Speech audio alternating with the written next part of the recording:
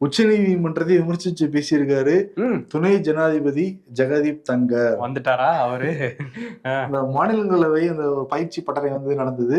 அதுல வந்து பேசுனது உச்ச நீதிமன்றத்தை உத்தரவு போடுற நிலைமைக்கு வந்து போயிருக்காங்க நீதிபதிகள்.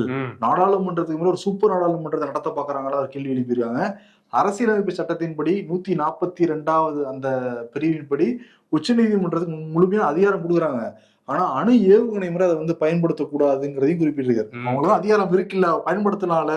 அதுதான் அவர் வந்து குடியரசுத் தலைவருக்கே இவங்க வந்து உத்தரவெல்லாம் போட முடியுமா அப்படின்லாம் கேள்வி கேட்டிருக்காரு. இதேதான் ஏற்கனவே கேரளா ஆளுநரை வச்சு பேசி பார்த்தாங்க ராஜேந்திர அர்லேக்கர்.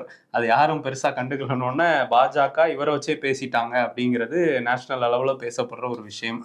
எதுக்காக அப்படி பேசினாருன்னா, இப்ப உச்ச நீதிமன்றம் தமிழ்நாடு ஆளுநர் 10 மசோதாக்களை நிறுத்தியே வச்சிருந்தாரு. தமிழ்நாடு சார்பாக உச்ச நீதிமன்றத்துல முறையிட்டாங்க. உச்ச நீதிமன்றமே ஒரு கால அளவு வந்து நிர்ணயம் பண்ணாங்க. ஆளுநர்னா ஒரு மசோதா அனுப்புனாங்கன்னா 30 நாள்ல இருந்து 3 மாசத்துல முடிவெடுக்கணும். குடியரசுத் அனுப்பிட்டா 3 மாசத்துல குடியரசுத் தலைவர் வந்து முடிவெடுக்கணும்லாம் சொல்லியிருந்தாங்க. அது கால அளவு எப்படி நீங்க குடியரசுத் தலைவர்லாம் நீங்க வந்து பிக்ஸ் பண்ணுவீங்கன்னு சொல்லிட்டு தான் கேள்வி எழுப்பியிருக்காரு துணை ஜனாதிபதி ஜெகதீப் தங்கர். நம்ம நாடு எதை நோக்கி போகுதுன்னே தெரியல, நம்ம எந்த பதில போய்கிட்டு இருக்கிறோம், அதிர்ச்சியா இருக்கு எனக்கு, அவருக்கும் தூக்கம் வரல அதெல்லாம் நடக்கிறத பார்த்துட்டு. அவரே ரொம்ப ஃபீல் பண்றாரு குடியரசுத் தலைவர் அடுத்து எதுவும் ட்ரை பண்றாரா என்னன்னு தெரியல. ஆனா இதுக்கு வந்து தமிழ்நாட்டுல இருந்து திமுக இருந்து எம்பி திருச்சி சிவா வந்து கண்டனத்தை பதிவு பண்ணியிருக்காரு.